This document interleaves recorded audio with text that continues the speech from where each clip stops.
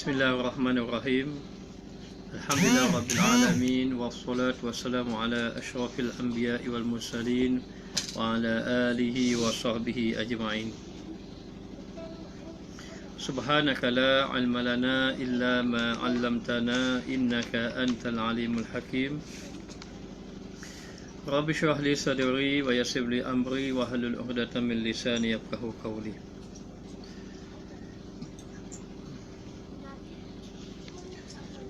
Alhamdulillah, segala puja dan puji bagi Allah Subhanahu wa taala, selawat dan salam ke atas junjungan besar Nabi kita Muhammad sallallahu alaihi wasallam.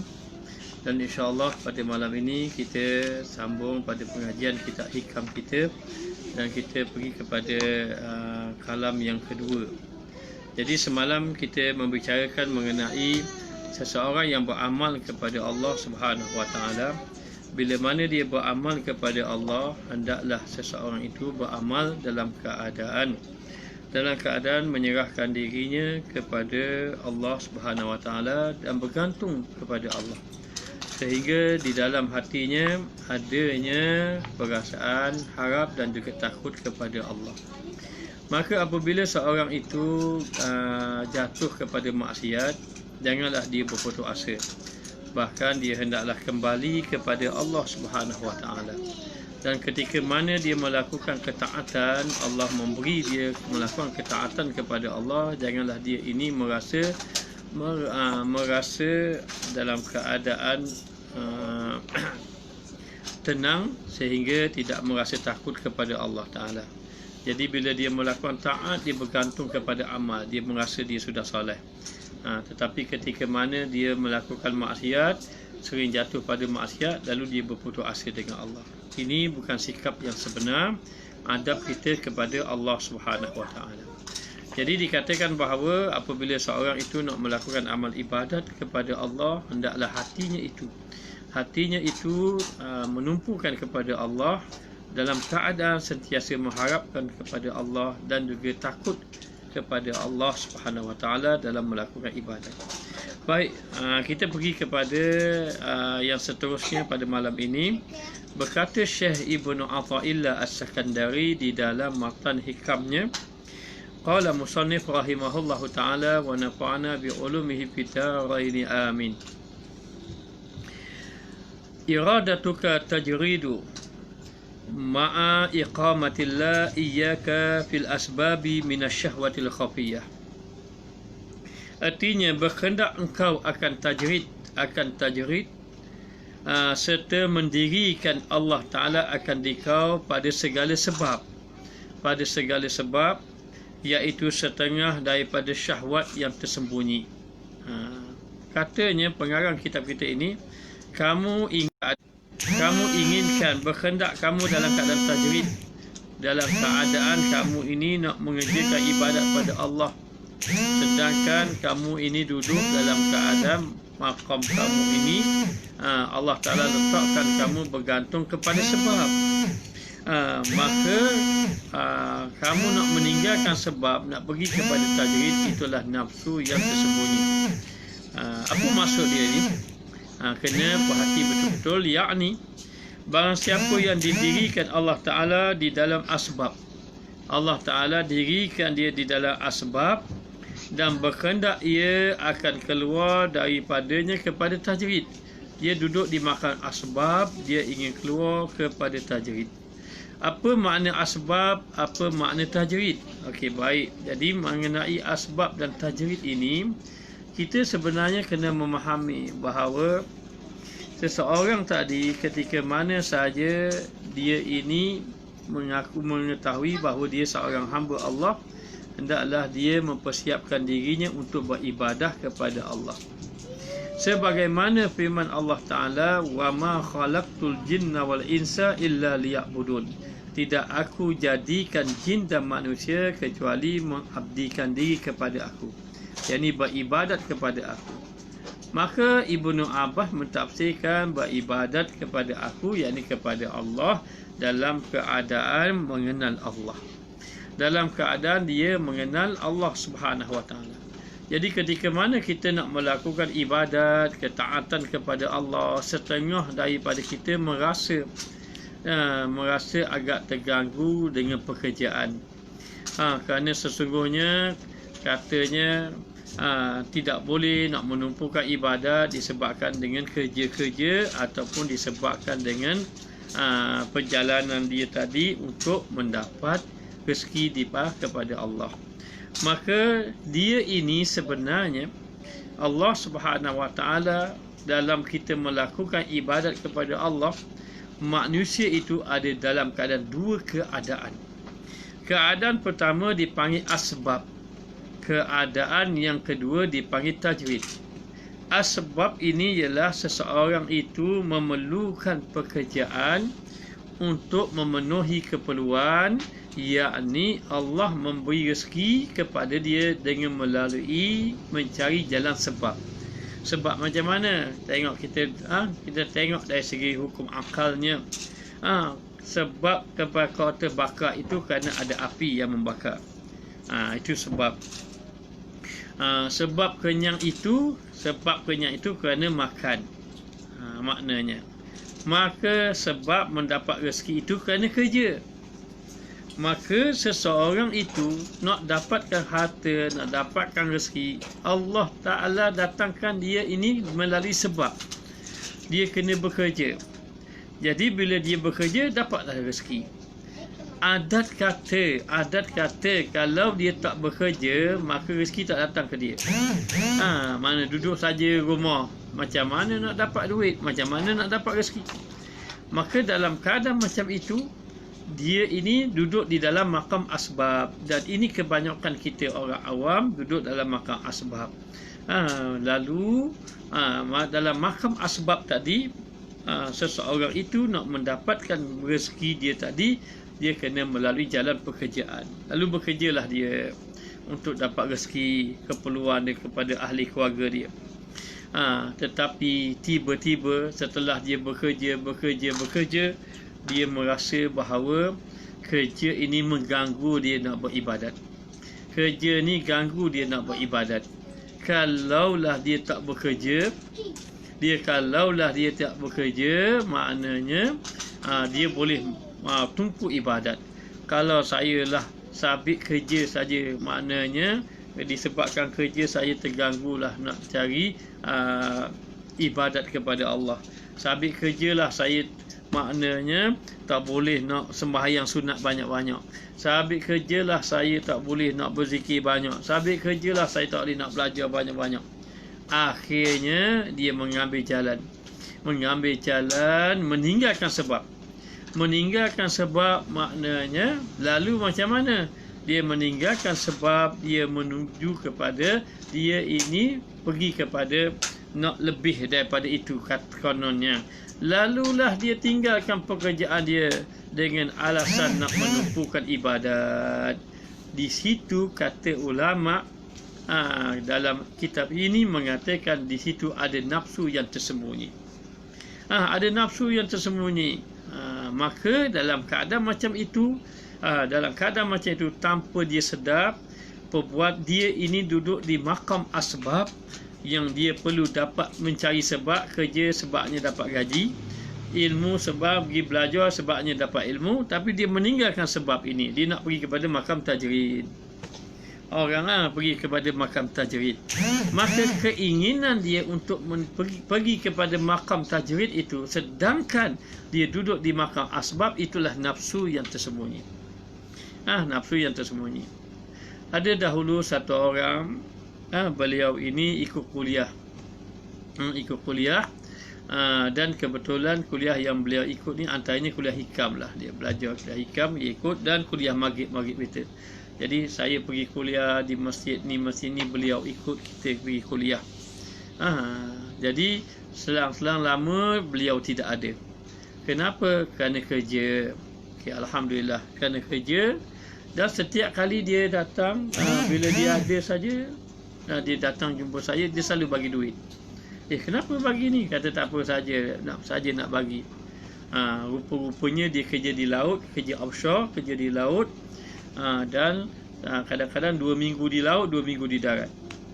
Jadi bila sahaja 2 minggu di darat, dia pun ikut kuliah. Kemudian tak ada pula 2 minggu, dia pergi ke laut dia. Setiap kali dia mari 2 minggu tu, dia ke laut, duduk di laut, dia balik ke darat ini, jumpa kita, tengok ikut kuliah. Dan selalu bagi duit pada kita. Tanpa berbincang dengan kita apa-apa, tiba-tiba beliau berhenti kerja. Beliau berhenti kerja. Baik. Saya tidak tahu yang dia berhenti kerja, saya tidak tahu. Dia tak tanya pada kita, tak tanya pandangan pada kita. Satu hari diceritakan bahawa saya pergi kuliah di satu masjid, bertemu dengan ayah beliau. Bila temu dengan ayahnya kata, dia kata kenapa anak dia berhenti kerja. Dia kata semenjak ikut ustaz kuliah, anak saya pun berhenti kerja. Jadi saya pun terkejut. Saya pun cakap dengan dia. Jadi niatnya baik kan. Apa? Dia maknanya dia nak tumpu belajar dengan saya. Nak tumpu belajar. Jadi ganggulah kerja ni. Jadi 2 minggu di laut ni, 2 minggu di darat. Jadi dalam keadaan macam tu, dia kata masa di laut tu tak boleh nak belajar, rasa rugi. Sayyidina Umar Al-Khattab radhiyallahu anhu pernah diceritakan oleh guru saya satu ketika, beliau menceritakan bahawa Sayyidina Umar Al-Khattab ini pernah begitu keadaannya, kerana terlalu ingin bersama dengan Rasulullah, lalu dia sentiasa duduk dengan Rasulullah, sehingga datang isterinya bertemu dengan Nabi SAW, menyatakan bahawa Sayyidina Umar Al-Khattab ini selalu berdampingan dengan Rasulullah, sehingga terlupa tanggungjawabnya kepada keluarga dia. Sedangkan Sayyidina Umar perlu bekerja untuk ahli keluarga dia, tetapi oleh kerana dia ingin bersama dengan Rasulullah ini, akhirnya dia ingin meninggalkan pekerjaan dia, lalu duduk bersama dengan Nabi. Datang isterinya berjumpa dengan Rasulullah sallallahu alaihi wasallam. Lalu isterinya mengadu. Setelah mengadu, Rasulullah sallallahu alaihi wasallam memanggil Sayyidina Umar, lalu mengatakan bahawa pada diri kamu ada hak kamu, dan pada isteri kamu ada hak kamu, pada anak kamu ada hak kamu. Maka dalam keadaan macam itu, akhirnya Sayyidina Umar Al-Khattab berbincang dengan sahabatnya, kalau tidak silap namanya Huzaifah Al-Yaman. Huzaifah Al-Yaman pun begitu juga, duduk dengan Rasulullah sampai tinggalkan kerja kerana nak dapat ilmu. Lalulah berpakat dua orang tadi. Kata Sayyidina Umar kepada Huzaifah, hari aku bekerja engkau belajar, hari engkau bekerja aku belajar. Apa-apa yang aku dapat daripada Rasulullah, aku beritahu pada kamu. Apa-apa yang kamu dapat daripada Rasulullah, engkau memberitahu pada aku. Maka demikianlah akhirnya begitu yang dilakukan sahabat, sehingga pekerjaan tidak ditinggalkan, dan juga ibadat tetap menumpukan ibadah kepada Allah Subhanahu Wa Taala. Jadi sekarang ini kita kena faham, Allah mendudukkan kita ni di makam mana? Kita ini makam asbab ke makam tajrid? Makam asbab adalah seseorang itu perlu mencari jalan sebab, perlu mencari sebab untuk mendapatkan sesuatu seperti rezeki. Jadi nak dapatkan harta kena kerja, sebabnya dapat harta kena kerja. Maka tak boleh dia tinggalkan kerja. Kerana apa? Kerana dia duduk makam asbab. Ada satu lagi dipanggil makam tajrid. Makam tajrid ini adalah seseorang itu tidak memerlukan pekerjaan, tetapi dia mendapat keperluan. Allah menjamin rezeki pada dia. Allah jamin rezeki kepada dia. Duduk saja, alhamdulillah rezeki tidak putus-putus. Rezeki tidak putus-putus, dan dia tidak perlu lagi maknanya bekerja. Kerana apa? Kerana Allah telah memberi kepada dia kerja, rezeki. Tanpa dia mencari sebab pun sudah mendatangkan maknanya anugerah Allah, kelebihan Allah.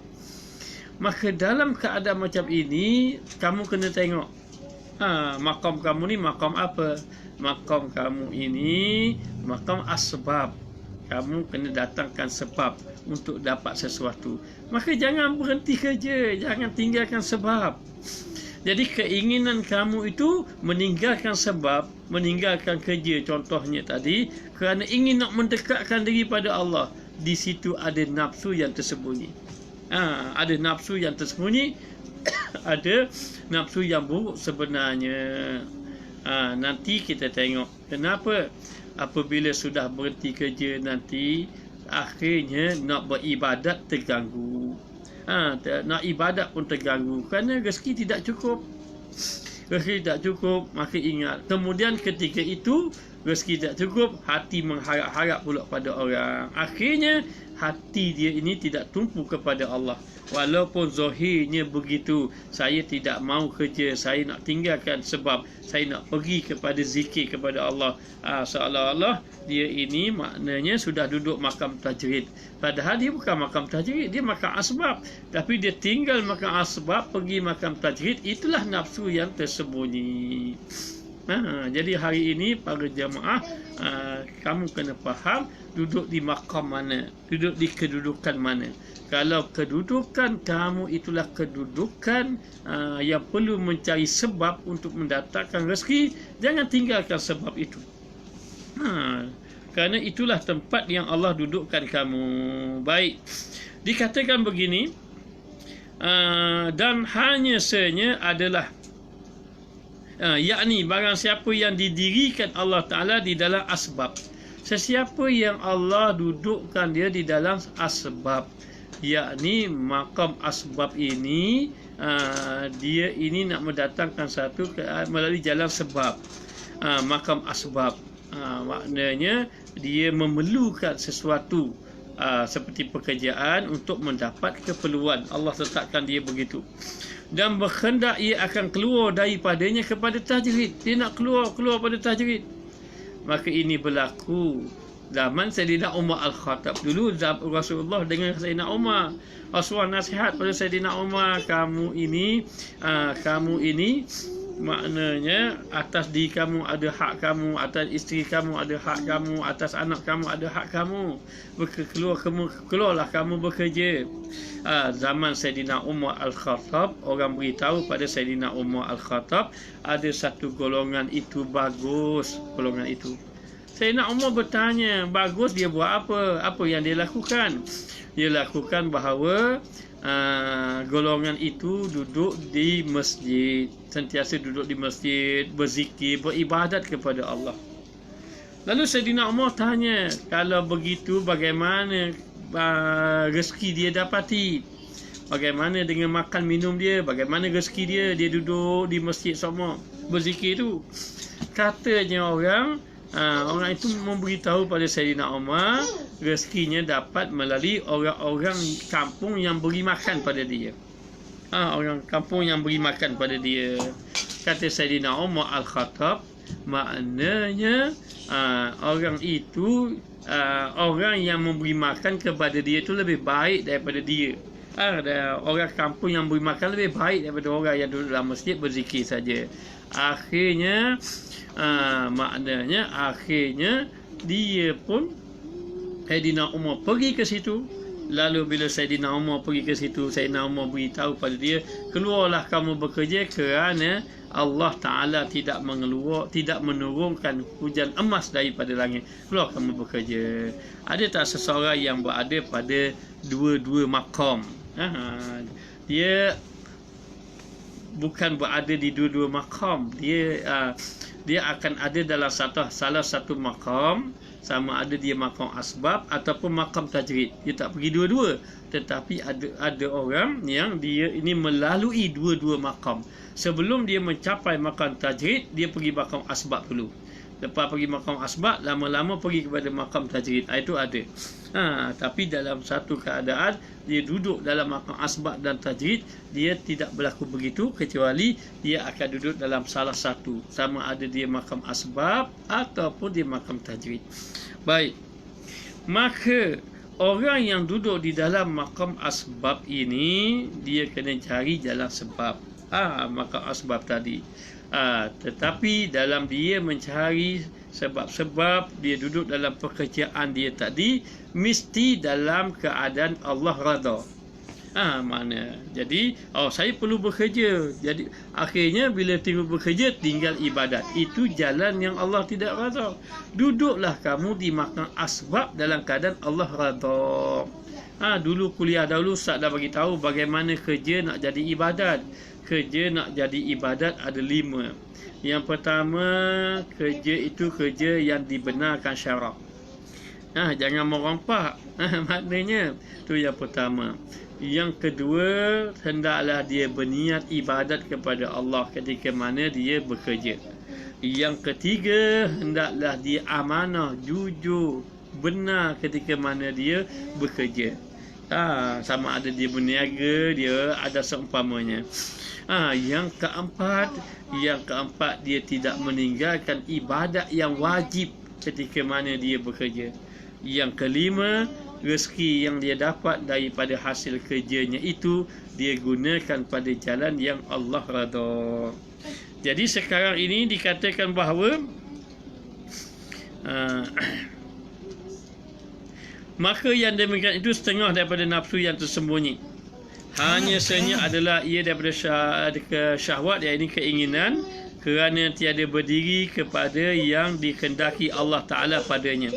Dan berkehendaknya menyalahi yang demikian itu. Kenapa dikatakan iaitu nafsu? Duduk dalam keadaan nafsu. Nafsu yang buruk maknanya. Tapi yang tersembunyi. Tersembunyi itu maknanya kadang-kadang tanpa disedari. Dia duduk dalam nafsu. Nampak bagus. Kenapa dah berhenti kerja? Nak beribadat. Bagus. Tetapi sebenarnya di sebaliknya ada nafsu. Nafsu yang tersembunyi. Macam mana nafsu yang tersembunyi? Nanti hati dia itu bergantung dengan makhluk. Sebab apa? Sebab tak ada rezeki, dia bukan duduk makam tajwid. Maknanya, maka dalam keadaan macam itu, hendaklah seseorang tadi kena duduk di tempat yang Allah dudukkan dia. Kamu belum lagi sampai tajwid. Kamu makan asbab, duduk asbab, jangan pergi kepada tajwid. Bila kamu Allah dudukkan kamu di tempat yang kamu didudukkan, kamu nak cari yang lain, maka duduk dalam keadaan, akhirnya duduk dalam keadaan binasa. Baik, kisah Nabi Adam AS. Kisah Nabi Adam AS. Nabi Adam AS, Allah Ta'ala jadikan Nabi Adam manusia yang pertama diciptakan. Manusia yang pertama diciptakan. Adapun maknanya yang pertama makhluk Allah Ta'ala cipta adalah Nur Muhammad. Itu perbahasan yang lain lah maknanya. Maka dikatakan Allah Ta'ala cipta Nabi Adam dan Allah Ta'ala letakkan Nabi Adam dalam syurga. Seorang yang duduk dalam syurga tidak ada cita-cita nak keluar daripada syurga. Seseorang yang ada dalam neraka tidak ada cita-cita nak kekal dalam neraka. Maka bila sudah duduk di dalam syurga, apa yang berlaku? Nabi Adam alaihissalam tidak mau keluar dalam syurga. Ketika mana tidak mau keluar dalam syurga, Allah Ta'ala beri peraturan dalam syurga. Antaranya, kamu boleh makan nikmat apa-apa, wala taqraba hazihi syajarah. Jangan kamu hampir kedua-duanya, yakni Adam dan Hawa, pada pokok ini. Fatakuna minaz zalimin. Nanti kamu akan jadi orang yang zalim. Jangan hampir pokok ini. Akhirnya diringkaskan cerita, bila sahaja Allah larang jangan duduk dalam, jangan hampir pokok ini, datang syaitan. Syaitan menggoda Nabi Adam AS. Kata syaitan itu kepada Nabi Adam, kamu ini sebenarnya Allah Ta'ala tambah beri kamu duduk kekal dalam syurga. Mau kekal dalam syurga. Jadi kalau kamu duduk, kamu tidak hampir pokok ini, kamu tak kekal dalam syurga. Maka cara kamu nak kekal dalam syurga itu ialah kamu kena apa dia ini, maknanya hampir pokok tadi. Jadi dalam keadaan macam itu, Nabi Adam duduk fikir, Nabi Adam nak duduk kekal dalam syurga. Syaitan pula kata, cara dia itu, apa kata syaitan kepada Nabi Adam? Hal adulluka ala syajaratil khuldi wa mulkin la yabla. Mahukah aku tunjuk kepada kamu pokok khuldi? Apa makna khuldi? Pokok yang kekal, yang mengekalkan kamu dalam syurga. Wa mulkin la yabla, dan yang mengekalkan kerajaan, yang memberi kerajaan yang tak putus-putus. Maknanya duduk dalam syurga lah. Akhirnya Nabi Adam terfikir, kalau begitu aku mungkin duduk dalam syurga tak lama. Jadi aku kena kekalkan aku dalam syurga. Aku nak kekal dalam syurga. Lalulah kerana ingin kekal dalam syurga, Allah Ta'ala letak, jangan hampir, dia pergi hampir. Dia pergi hampir pokok tadi. Bila dia hampir pokok, dia ambil, dia makanlah katanya buah khuldi tadi. Akhirnya keluar dia dalam syurga. Daripada syurga, keluar dia daripada syurga. Setelah Allah tetapkan jangan hampir, dia pergi hampir. Dia pergi hampir sebab apa? Sebab baginya nak duduk dalam syurga. Sebab duduk dalam syurga bersama dengan Allah.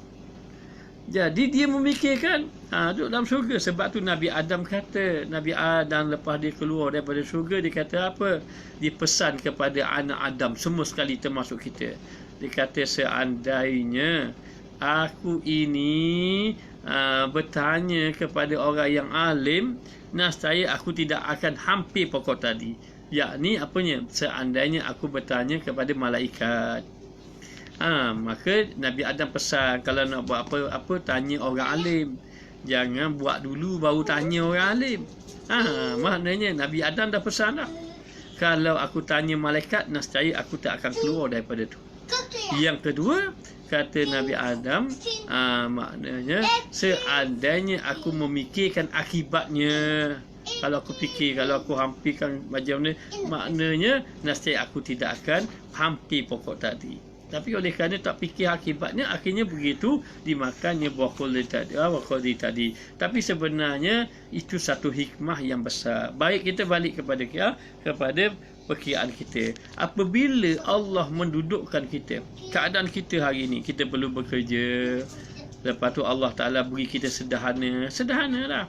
Alhamdulillah dengan sederhana kita ni. Kalau Allah Ta'ala bagi miskin, kita bersyukur dengan miskin tadi. Tetapi kita reda dengan syukur miskin tadi. Tapi kita kena usaha, maknanya. Baik, apabila duduk di tempat asbab itu, seseorang itu kena apa? Kena reda. Duduk di tempat asbab, dia kena reda. Selain daripada dia kena reda, dia juga kena maknanya dia kena reda, dia kena pasrah, berserah diri kepada Allah.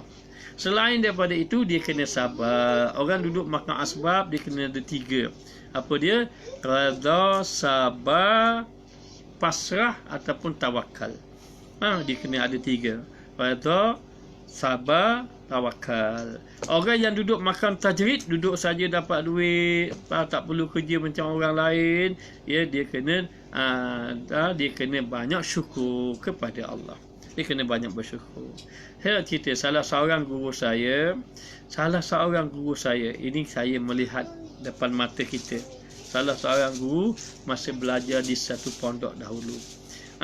Beliau ini ada berkata kepada isteri dia, depan isteri dia, bukan dalam kuliah ni, dalam rumah sahaja.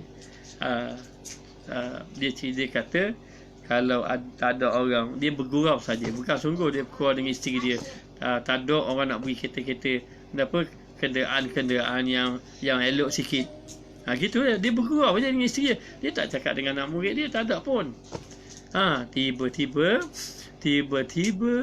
Allah Ta'ala orang bagi satu kenderaan baru. Terkejut dia. Baru dia bercakap dengan isterinya. Maknanya bercakap malam. Esok ke lusa je, gitu terus sampai. Dan ketika itu saya tengok ada kenderaan baru yang masih lagi, kursi ni masih lagi dalam plastik lagi. Maknanya dia terkejut. Selang-selang dia fikir, dia pun bukan pandai bawa kereta pun. Maknanya tiba tak fikir-fikir, anak murid tawar diri nak jadi driver dia. Satu ketika di waktu yang lain, dia pun hanya berkata, dia kata apa? Dia kata kalau ada tanah sedap juga buat tanam. Tanam petang-petang boleh pergi buat kebun. Orang terus bagi tanah. Hari ni bercakap, esok lusa sampai orang beritahu tanah. Oh, dia pun tunjuk, orang pun tunjuk tanah, dia pun pergi tengok tanah. Tengok semuk je tanah. Dia pun terfikir, macam mana kita lah, semuk lagi ni nak tanam macam mana? Tak ada keluar daripada mulut dia pun. Hanya terfikir saja. Tiba-tiba orang hantar mesin craft bersihkan tanah dia. Masa tengah bersihkan tanah dia tu, orang tanya, Baba nak tanam apa? Dia pun tak tahu nak tanam. Rasa-rasa nak tanam pokok dokong rasa. Esok lusa sampai 1 lori anak dokong. Mana 1 lori anak dokong. Masya Allah. Apa yang dia kata tu sampai. Apa yang dia kata tadi. Ini makam dia tak sama dengan kita. Tapi nak tengok dia dapat macam tu, kita tengok ibadat dia macam mana.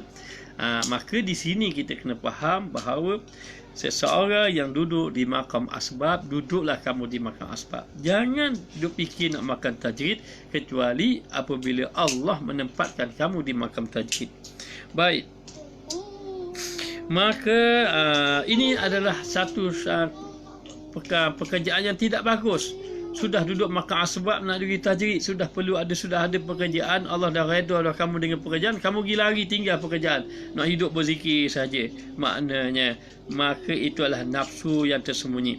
Kerana apa? Kerana kamu tidak mengikut ketetapan yang Allah tentukan kepada kamu. Maknanya dan senyap adalah ia tersembunyi. Kenapa dikata dia tersembunyi? Kerana bahawasanya zahir, nampak zahir. Zahir menghendaki keluar daripada nafsu. Zahirnya bagus. Kenapa? Saya rasa tak boleh lah kalau saya bekerja ni. Kalau saya bekerja tak boleh nak tumpuk ibadat lah. Sebab tu saya kena berhenti kerja, saya nak tumpuk ibadat. Jadi nampak zahirnya bagus. Sebab tu dia panggil tersembunyi. Nampak zahirnya bagus kerana nak keluar daripada nafsu, nak beribadat. Dan hal yang demikian itu, hal keadaan yang demikian itu, apa dia yang dikehendaki yang dikehendaki Allah Ta'ala. Memanglah Allah Ta'ala kehendaki supaya kita tumpuk ibadat. Allah Ta'ala kehendaki kita tumpuk ibadat. Tetapi ibadat yang macam mana? Yang tetapi daripada sekira-kira keadaan Allah Ta'ala, yang sepatutnya yang Allah Ta'ala kehendaki kita ini keluar daripada nafsu tadi dalam keadaan Allah redha kita. Dalam keadaan Allah redha kita, tiada daripada sekira-kira yang diredai nafsu akan dia, yakni bukan mengikut nafsu yang kamu kehendaki. Jadi ikut kepada nafsu tidak maknanya kita satu-satu orang tadi dia duduk di makam asbab dan Allah redha dia duduk di makam asbab. Allah suka dia duduk di makam asbab. Dia jangan keluar. Kalau orang tanya apa tanda? Baik, ada 6 tanda. Orang yang duduk di makam asbab ini, Allah redha dia duduk di makam asbab, jangan pergi di makam tajrid lagi. Ada 6 tanda. Apa dia? Yang pertama, dia bekerja, dia mencari asbab, kita tak bekerja lah. Dia bekerja tadi, Allah cukupkan keperluan dia. Bila dia bekerja, maka dicukupkan keperluan dia.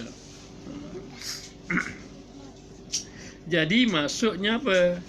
Maksudnya bila dia bekerja, kerja dia tu, keperluan dia tidak lagi mengganggu ibadat dia. Maknanya ada orang yang duduk dalam makam tajrid diturunkan semula ke makam asbab kerana ujian ataupun dosa. Maaf bertanya. Itu kita akan sambung matan yang lain. Nanti ada orang yang sebaliknya, dia duduk makam tajrid, dia pergi kepada makam asbab. Maknanya jadi dikatakan bahawa kalau kita dapat banyak tawaran kerja baru, lebih lumayan gaji, tapi mungkin kita terpaksa kerja lebih masa, banyak tanggungjawab. Mungkin kita tak dapat buat amalan ibadah seperti biasa. Begini, soalan bagus Muhammad Arif saya begini. Pekerjaan yang kamu yang ada, kita tidak salah kalau kita nak pergi pada gaji yang lebih lagi, tidak salah. Tapi antum kena tengok, semua kena tengok pekerjaan tadi dengan 6 syarat. Ia ada kaitan dengan 6 syarat. Yang pertama, Allah telah memberi kecukupan pada kamu. Kecukupan pada kamu. Jadi kecukupan macam mana? Dengan gaji yang kita ada, kita boleh tanggung ahli keluarga kita. Tapi kita nak yang lebih lagi. Nak yang lebih lagi, tujuan apa? Tujuan kita boleh tanggung lagi adik-beradik kita ataupun orang susah. Tidak ada masalah. Yang pertama, Allah redha kamu apabila pekerjaan yang kamu dapat tadi memang cukup kamu. Cukup dengan keperluan kamu. Yang kedua, pekerjaan, ini yang penting. Pekerjaan yang kamu dapat itu tidak melalaikan kamu beribadat pada Allah. Kalaulah kita duduk di makam asbab, kita mencari sebab-sebab, kita bekerja tetapi pekerjaan itu melalaikan kita ibadat, maka itu kamu duduk di makam asbab dalam keadaan Allah tidak redha kamu. Maka yang kedua, pekerjaan yang dilakukan tidak menyebabkan kamu lalai kepada Allah. Yang ketiga, sebab yang berlaku pada kamu ataupun pekerjaan ataupun usaha yang kamu lakukan itu jauh daripada perkara yang diharamkan oleh Allah. Maknanya kita bekerja tetapi hasil kita halal. Jangan hasil yang diharamkan oleh Allah. Para jemaah, tolong jauhkan diri daripada riba. Kerana hari ini banyak hasil-hasil daripada riba. Nak berniaga mula dengan riba. Macam mana kita nak untung? Macam mana kita nak barakah? Macam mana nak barakah tu kena jaga-jaga. Minta maaf banyak. Maknanya Ustaz bagi tahu ni kerana sayang kepada antum semua supaya selamat daripada kemurkaan Allah. Jadi yang ketiga, usaha itu jauh daripada perkara yang diharamkan oleh Allah. Kemudian itu yang ketiga. Yang keempat, kamu ini dalam kamu bekerja, kamu tetap bergaul dengan orang yang baik, orang yang soleh. Tetap bergaul dengan orang soleh. Jadi kalau boleh siang hari bekerja, malam duduklah di masjid, jumpa ulama-ulama, jumpa orang-orang soleh. Makna jumpa ustaz-ustaz yang mengajar. Hanya tolak ustaz ni je tak soleh, ustaz lain insya-Allah soleh lah ke. Jadi pergilah belajar. Jangan kita duduk, maknanya sampai kita tertinggal duduk bersama dengan tu.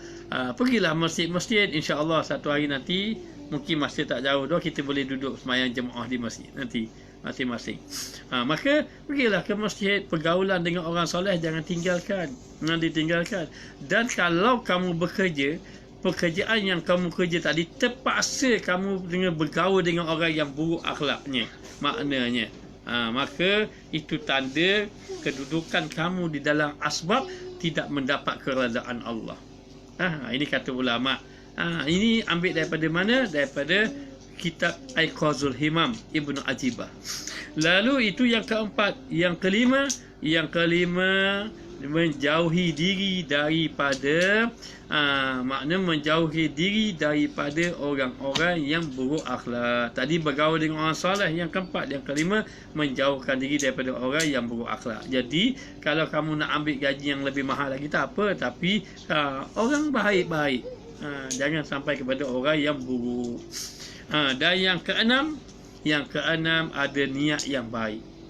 Ketika mana kamu bekerja ada niat baik, dapat duit banyak nak tolong orang susah, dapat duit banyak nak tolong ahli keluarga yang memerlukan, dapat duit banyak nak bantu madrasah contohnya.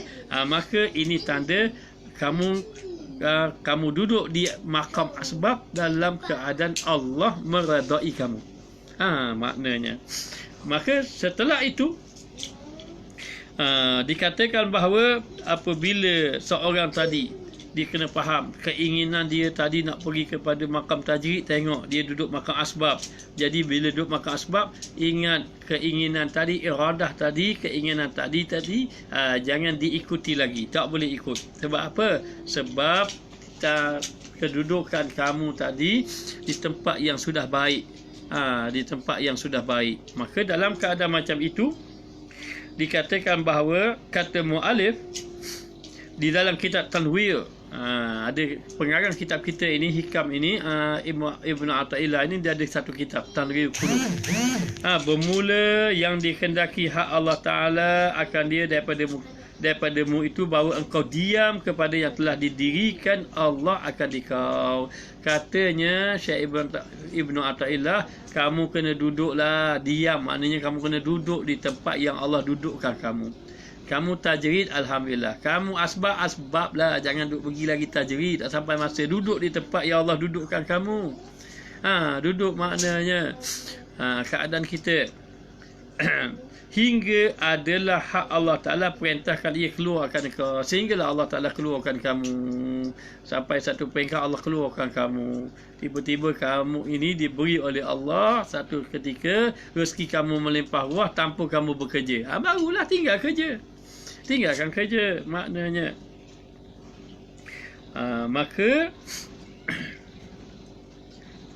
keluar, sehinggalah Allah Ta'ala memerintahkan akan keluar engkau daripadanya seperti yang memerintahkan ia akan masuk engkau kepadanya. Sebagaimana dia perintahkan kamu kena kerja, sampai masa kamu kena masuk bidang kerja, maknanya kamu masuklah. Sampai masa kamu kena tinggal bidang kerja, kamu tinggallah.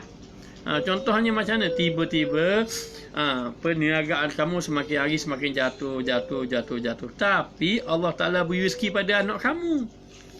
Contoh je ni, contoh. Orang itu masa dia muda dulu, dia duduk di makam asbab, dia bekerja.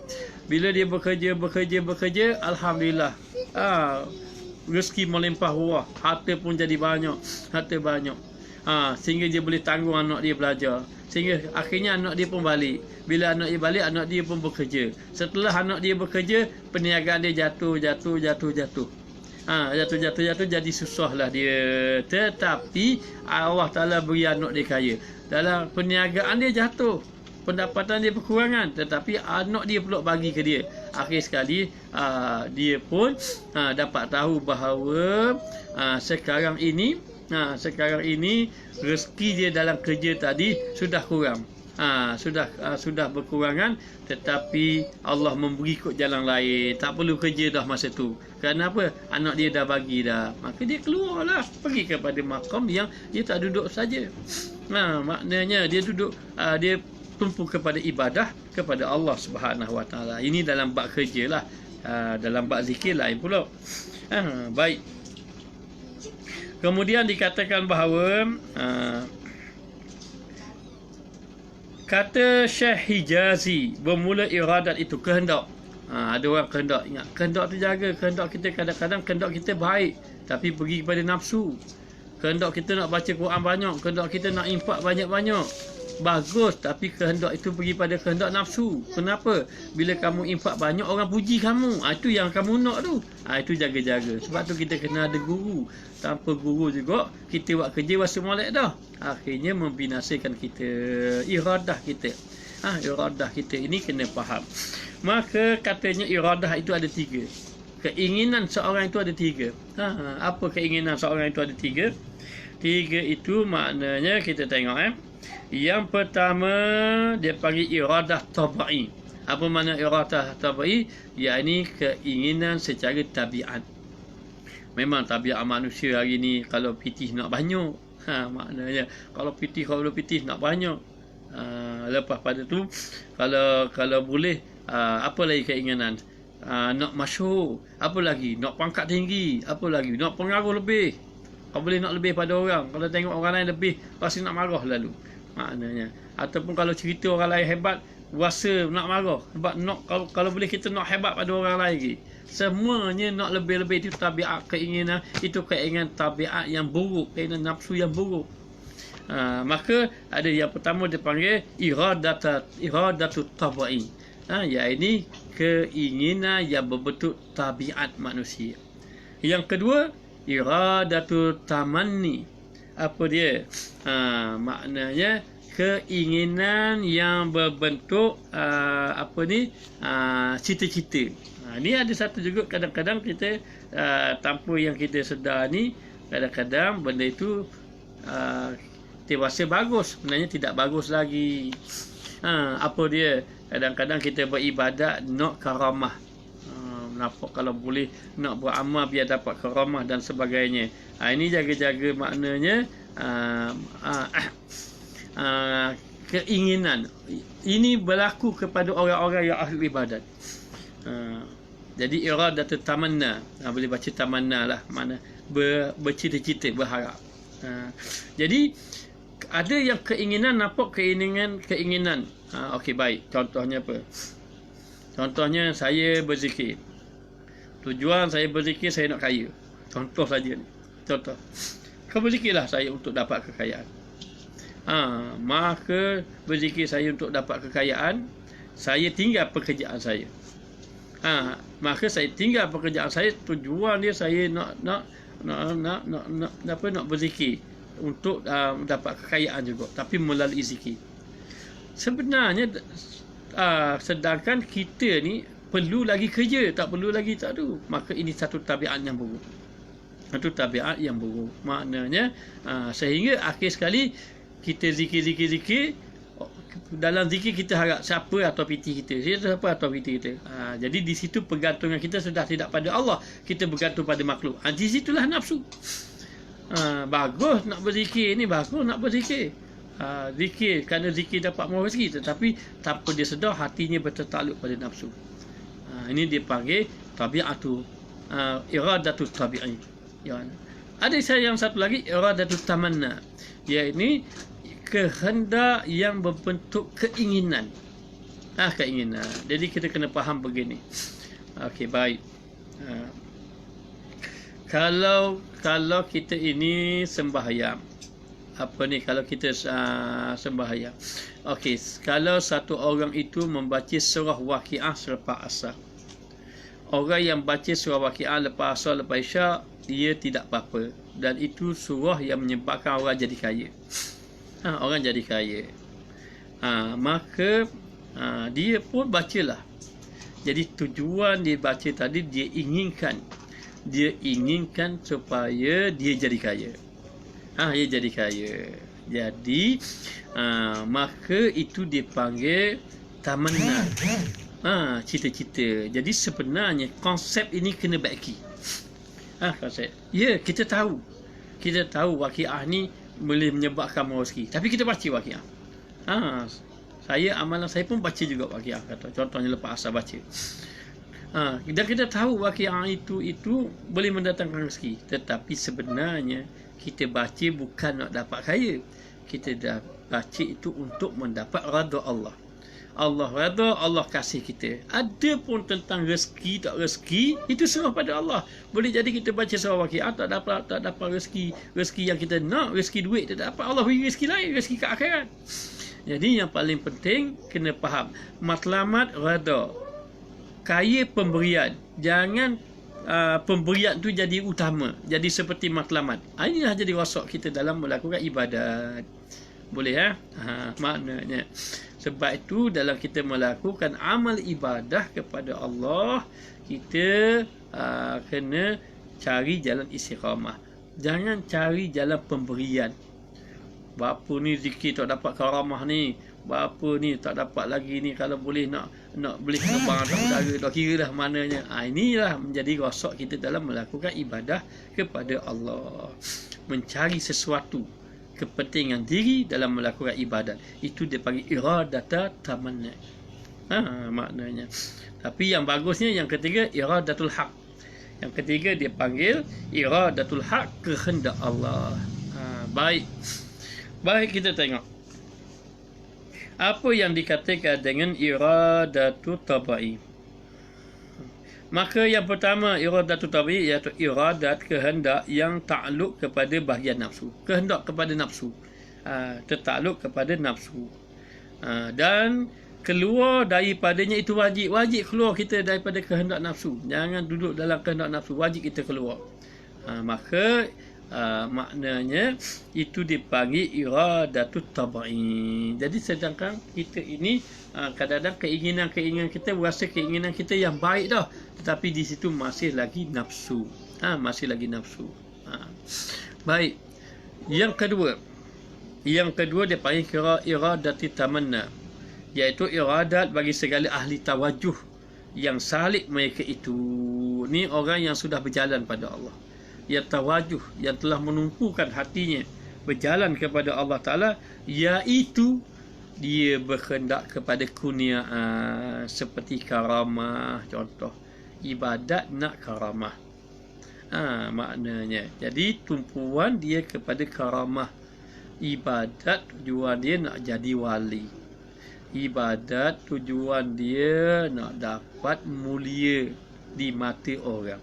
Ibadat itu padahal dia beribadat ni, tawajuh dia berjalan kepada Allah, tetapi keinginan dia bukan keinginan mencari Allah, tetapi keinginan mencari sesuatu yang ada pada Allah. Inginkan kemuliaan, inginkan karamah, inginkan apa-apa dia, inginkan kelebihan-kelebihan yang tertentu, maknanya. Maka ini dia panggil maknanya iradah tamanna yang masih lagi duduk di dalam, bagi orang yang arif billah masih lagi duduk di dalam keadaan maknanya masih lagi dalam keadaan duduk dalam tipu daya lagi, masih lagi tipu daya. Maknanya sebab tu saya pernah bertanya dengan satu orang guru. Dia kata, adakah karamah-karamah yang didapati oleh wali itu memang wali itu nak?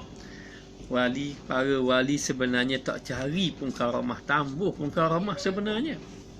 Bahkan setengah wali-wali maknanya tidak mendapat karamah itu lebih disukai. Seperti apa?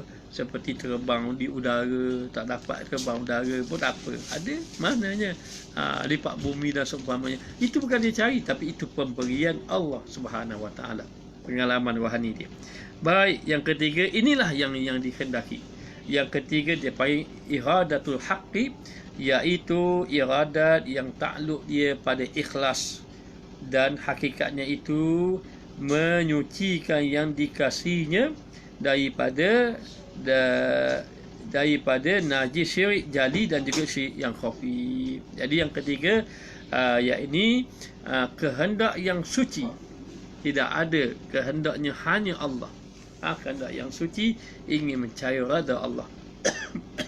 Sebab itu bagi orang awam, ikhlas orang awam itu dia buat ibadat kerana nak syurga, takut neraka. Ini ikhlas orang awam.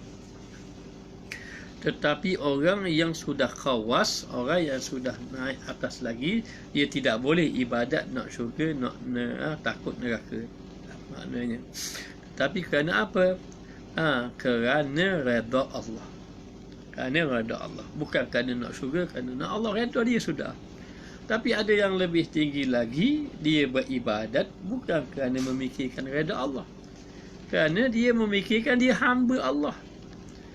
Maknanya dia memikirkan dia seorang hamba Allah. Jadi bila dia seorang hamba Allah, dia beribadat. Syurga, neraka itu milik Allah. Allah nak beri syurga, syurgalah. Allah nak tak neraka, nerakalah. Itu hak Allah tadi. Tapi baginya, aku hamba, aku buat ibadat pada Allah Ta'ala. Itu tugas aku. Maknanya. Jadi iradah yang sebenar ini ialah menyucikan diri daripada syirik jali dan juga syirik khafi. Apa ya syirik jali ini? Syirik terang-terang. Syirik terang-terang seperti apa? Seperti menganggap yang lain itu ada kuasa. Menyembah patung berhala, menganggap patung berhala itu berkuasa dan seumpamanya. Menganggap ada selain Allah yang menjamin rezeki dia. Ini jaga-jaga. Ini juga dipanggil syirik kepada Allah. Maknanya. Tetapi syirik khafi, syirik yang tersembunyi inilah banyak. Apa dia syirik yang tersembunyi? Syirik yang khafi itu seperti bahawa engkau jadikan iradah bagimu itu serta iradah serta Allah. Maknanya kamu meletakkan bahawa kehendak kamu itu bersamaan dengan kehendak Allah. Dan sebab itu kita kena faham, apa-apa yang berlaku ini bukan kehendak kita sebenarnya. Itu semua duduk dalam kehendak Allah. Kita nak sesuatu tak dapat, itu kehendak Allah. Kita nak sesuatu dapat, itu bukan kehendak kita, kehendak Allah. Maknanya zahir je nampak macam mana? Zahirnya begini. Bila kita makan obat, Allah memberi sembuh. Allah memberi sembuh. Maka sebenarnya hakikat obat itu tak boleh menyembuhkan. Yang memberi menyembuhkan itu adalah Allah Subhanahu Wa Taala. Jadi sebenarnya dikatakan bahawa apabila ada kehendak dirinya, maknanya itu sehingga lupa dia akan kehendak Allah, di situ ada dia panggil syirik khafi, syirik yang tersembunyi. Ataupun yang dengan arti kata lain, atau engkau lihat bagimu wujud, atau lihat pada wujud diri, melihat kepada aku boleh ibadat kerana gagah aku. Aku boleh beribadat kerana gagak aku. Aku boleh menyampaikan ilmu kerana bijaknya aku. Aku boleh mengatur segalanya kerana akal aku. Maka ketika mana melihat akan dirinya, daripada akalnya, daripada dia, tanpa dia menyandarkan itu daripada Allah, disitulah berlakunya syirik khafi. Sebab itu manusia duduk dalam syirik kepada Allah, kecuali orang yang keluar. Orang yang keluar daripada. Jadi jaga-jaga, duduk di tempat yang Allah dudukkan kamu, maknanya. Baik. Jadi di sini kita kena sucikan hati kita. Semua yang berlaku itu adalah milik Allah, daripada Allah Ta'ala. Maka dikatakan bahawa apabila telah ikhlas, yakni ikhlas suci engkau daripada segala penyakit berpaling itu, penyakit yang menyebabkan kamu berpaling daripada Allah, menyebabkan kita lupa Allah. Jaga-jaga. Orang berniaga, maju berniaga, dia rasa bijak dia. Dia rasa dia bijak kerana strategi perniagaan dia yang menyelamatkan kamu daripada penyakit corona itu, yang menyelamatkan kamu daripada wabak kamu, bukan sebab kamu pakai topeng, bukan sebab dengan kamu pakai sarung tangan, dengan sebab Allah pelihara kamu. Maknanya dengan sebab Allah pelihara kamu. Jadi kalau orang tanya, ustaz keluar, ustaz tak suka pakai emas, tak suka pakai tangan, ni tanya saja. Orang tanya kenapa? Kerana kita yakin dengan sabda Nabi. Yakin dengan sabda Nabi, kalau orang baca zikir ni, orang buat amal ni, dia tidak akan terkena wabak. Jadi kita beramal dengan macam tu. Beramal dengan maknanya perkara amalan tadi. Tetapi bila selamat, sabit zikir, dah. Bukan. Sabit Allah yang menetapkan kita selamat. Yang menyelamatkan kita Allah. Sebenarnya. Maka setelah suci hati kamu tadi, dan telah engkau nafikan hukum maksiat pada sekalian itu, dan kamu dapat menolakkan segala maksiat, maknanya maka jadilah engkau serta Allah tiada dengan kaun. Maka kamu duduk dengan Allah Ta'ala, tidak ada lagi bersama dengan alam ini, tidak ada selain pada Allah Ta'ala bersama, semua milik Allah. Kita nampak, tak ada dah. Masa tu kamu dah tenggelam dah dengan Allah, tak nampak dah. Tidak ada. Walaupun orang zahir beri makanan pada kamu, sebenarnya hati kamu tahu yang memberi itu adalah Allah Subhanahu Wa Taala. Maknanya. Kemudian dikatakan bahawa dan mendirikan Allah Ta'ala akan dikau di dalam segala sebab, dan Allah meletakkan kamu memerlukan sebab. Nak dapat rezeki, nak kenyang, sebabnya kena makan. Nak ada duit, nak ada rezeki, sebabnya kena bekerja. Nak sihat, sebabnya kamu kena makan ubat. Maka Allah Ta'ala letakkan segala sebab-sebab tadi. Tetapi kamu dah faham, walaupun Allah Ta'ala letak sebab-sebab, hati kamu itu sebenarnya duduk di dalam maknanya menyerah ataupun memahami semuanya milik Allah, dan berkehendak engkau akan tajrid. Sekarang ni Allah perlukan kamu sebab.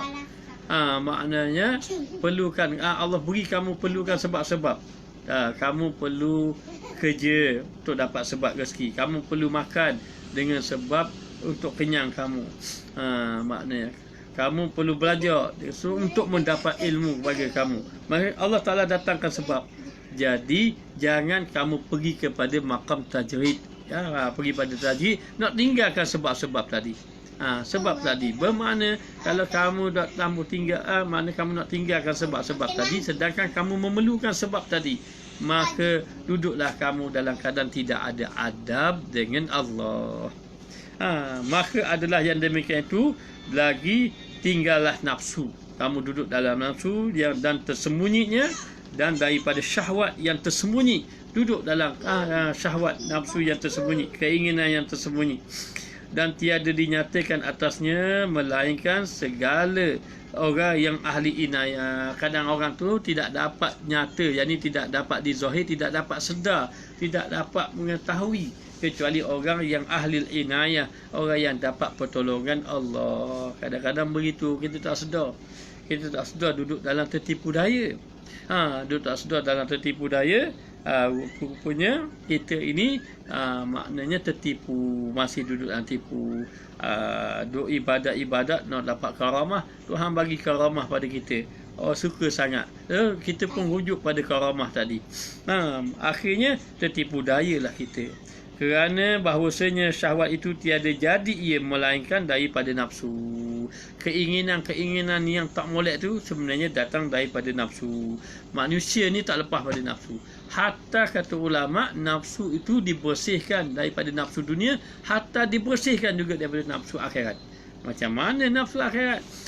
Maknanya bagi orang awam macam kita nak buat ibadat, nak syukur, nak takut neraka, maknanya boleh. Tetapi bagi orang yang para wali-wali Allah, mereka itu beribadat, dia bersihkan. Keinginan akhirat pun tambah. Fikir syurga kedok, tetapi fikir Allah je, nak Allah Ta'ala saja. Maknanya jadi kita sekarang ini tengok kita duduk makam mana. Kita duduk makam orang awam. Untuk rezeki kita perlu bekerja. Kerjalah kita, jangan tinggalkan kerja. Tetapi dalam waktu yang sama ibadah kita kepada Allah Subhanahu Wa Taala. Duduk di dalam makam asbab, kena redha, kena sabar, kena pasrah kepada Allah. Duduk makam tajrid, kena syukur banyak-banyak di atas apa yang Allah kurniakan kepada kita. Jadi sekadar ini sajalah yang dapat disampaikan. InsyaAllah moga-moga memberi kebaikan. Jadi lepas pada ini, yang bekerja jangan berhenti kerja. Jangan berhenti kerja, teruskan bekerja. Bila kamu bekerja, jangan lupa ibadat. Teruskan ibadat. Maknanya bekerja jangan menyebabkan ibadat kita lalai kepada Allah Subhanahu Wa Taala. Dan selepas kita bekerja, kita beribadah kepada Allah Subhanahu Wa Taala, hati kita jangan tumpu pada kerja. Hati kita tumpu kepada Allah. Walaupun kita dapat rezeki, tetapi yang utama rezeki akhirat. Rezeki ada 3, rezeki dunia, rezeki agama, rezeki akhirat. Rezeki dunia, rezeki kamu kerja dapat duit. Rezeki agama, rezeki kamu diberi ibadat, diberi belajar, diberi ilmu, diberi amal, diberi zikir. Rezeki akhirat diberi husnul khatimah.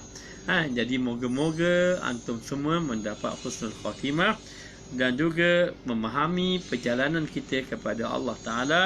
Tumpukan ibadat, bekerja tetap bekerja, tetapi ingat mencari rezeki.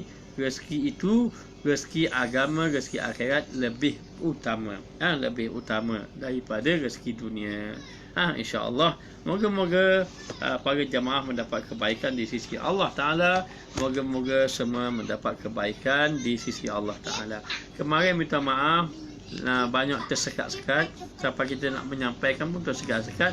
Tapi hari ini Alhamdulillah nampak tidak ada perjalanan baik. Kemarin hujan lebat di sini. Jadi rasa-rasa tidak lewat lagi. Ustaz ucapkan selamat Hari Raya Aidilfitri. Maaf zahir dan batin. Siapa-siapa yang belum lagi habiskan puasa 6, teruskan puasa 6. Moga-moga Allah Ta'ala beri kebaikan. InsyaAllah kita jumpa lagi malam besok. Kita jumpa lagi malam besok. Ustaz kalau apa-apa tidak faham, tanya lebih alim, tanya orang alim di kampung yang lebih alim. Kalau Ustaz ada salah penyampaian, doakan agar Allah mengampunkan dosa Ustaz. InsyaAllah. Terima kasih semua yang hadir. Rasa singkat, rasa sekejap pula. Tapi apa akan daya masa kita ini. Moga-moga kita jumpa lagi insyaAllah. Bismillahirrahmanirrahim. Alhamdulillah Rabbil Alamin. Hamdan yuwafi ni'amahu wa yukafi mazidah. Ya Rabbana lakal hamdu kama yanbaghi li jalali wajhika wa 'azimi sultani. Ya Allah, ya Tuhan kami mohon padamu ya Allah, agar apa yang disampaikan ini memberi manfaat kepada orang yang mendengar dan juga semua ahli keluarga kami ya Allah. Ya Allah, ya Tuhan kami mohon padamu ya Allah, walaupun yang menyampaikan ini banyak dosa, penuh dengan kejahilan, tapi janganlah sampai disebabkan yang menyampaikan ini orang yang mendengar tidak dapat manfaat ya Allah. Ya Allah, ya Tuhan kami mohon padamu ya Allah, agar Engkau memberi ilmu yang bermanfaat kepada kami, yang menyebabkan kami takut kepadamu, meninggalkan maksiat, melakukan ketaatan kepadamu ya Allah. Ya Allah, ya Tuhan kami, di kalangan kami yang sempit rezeki, Engkau luaskanlah ya Allah. Yang ada masalah, Engkau selesaikanlah ya Allah. Yang dalam keadaan sakit, Engkau sembuhkanlah ya Allah.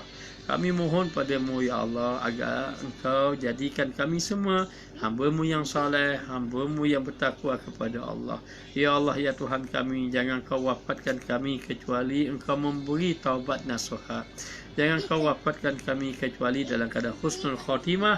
Kami mohon padamu ya Allah agar kami semua dikumpulkan di kalangan hamba-hamba-Mu yang saleh. Rabbana atina fid dunya hasanah wa fil akhirati hasanatan wa qina azabannar. Wa sallallahu ala sayyidina Muhammad wa ala alihi wa sahbihi wasallam. Alhamdulillahirabbil alamin. Sekian saja, wabillahi taufiq wal hidayah. Wassalamualaikum warahmatullahi wabarakatuh.